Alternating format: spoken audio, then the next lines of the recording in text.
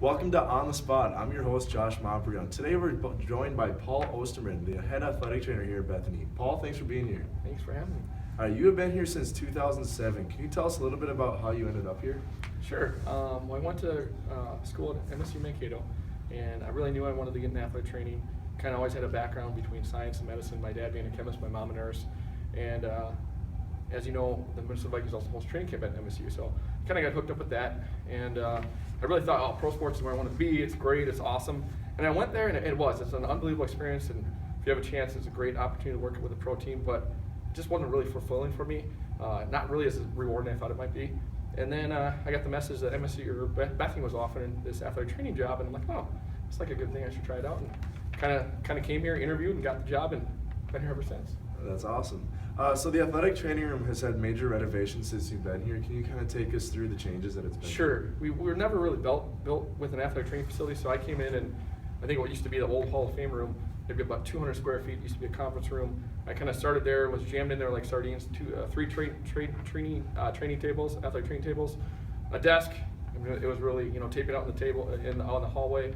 It was really, really crazy. And then expanding, our athletic director at the time, Carl Fager, gave up his office the next year. So we doubled our space, and then now we're up to taking over where all the coaches used to be, and we're up probably over 1,000 square feet now. So it's really kind of been an amazing transition. That's awesome. So what do you think is the best part of working at Bethany? The student athletes for sure. I mean, just being able to be there for our students, providing great athletic training care for them, whether it be prevention of athletic injuries, care in games, and then any post-surgical stuff. So kind of full realm of treatment we have here.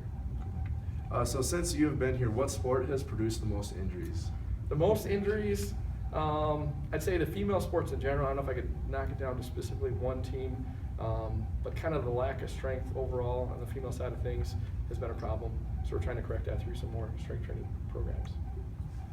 What is the most gruesome injury that you have ever treated? The gruesome one, unfortunately, Lucas was here, this was last year, our skull fracture. Center fielder from MLC diving headfirst into his right fielder, accidentally hit his knee, knocked himself out. Horrible skull fracture. But great story, he came out of that doing really, really well. But that was by far the most gruesome injury I've seen here at Bethany. Okay. What is the busiest time of year? Busiest time, there's two. October, where there's the overlap of fall and winter, and probably February, where we got winter and spring. So kind of crazy schedules there. All right, so what are some of your hobbies that you have outside of work? Hobbies? Not a whole lot of hobbies. I got two kids, a 9-year-old and going to be a 3-year-old. So they kind of take care of most of my extra time here at Bethany. Yeah, they're part of the family here too. For sure, they are. Around, a lot of the athletes know them pretty well too. So absolutely, so that's another great experience to have the kids come around our student athletes. Great atmosphere for that. Cool. So what is your favorite sport to watch? Favorite sport to watch? Probably football. Football is, we get to see, that's one thing we don't have here at Bethany. Maybe one day we will. But just kind of the intense nature of football. You never know, on one single play you could have some pretty significant injuries going on.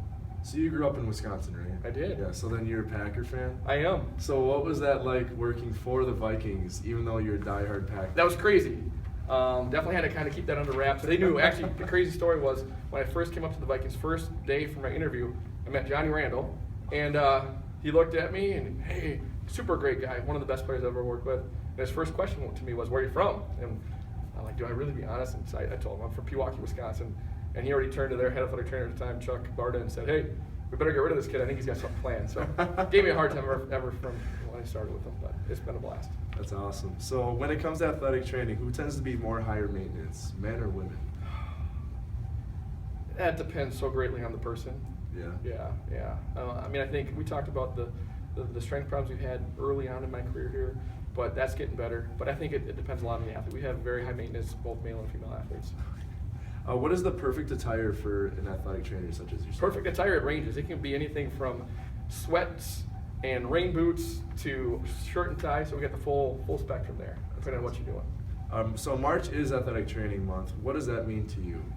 It's just really a time to hopefully celebrate the importance of having athletic trainers, and really we need certified athletic trainers in every high school across America, every college in America, even working with our younger kids. So it's not just the professional athletes that need appropriate medical care, it's all of our athletes. Right, so just generally I think people mix what an athletic trainer is to an trainer itself. Can you kind of explain what the differences are? Sure. The big difference, as a certified athletic trainer, most of our programs now are moving to a master's level program. We are healthcare professionals. We have to pass a national board exam, and really that true healthcare professional versus a personal trainer can just be anyone who's taken a fitness class. Sometimes they may have certifications. Right now, I believe I don't even think you necessarily need to have a certification to be a fitness trainer. So there is a pretty big gap in knowledge there potentially. There are some great personal trainers out there, but there is definitely a difference there at the educational level.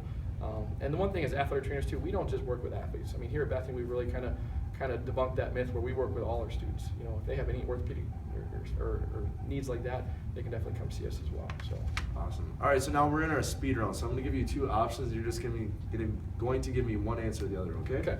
All right, so taping ankles or wrists? Ankles. Running or biking? Running. Nike or Under Armour? Nike. Vikings or Packers? Packers. Cardio or lifting? Lifting. STEM or ultrasound? STEM.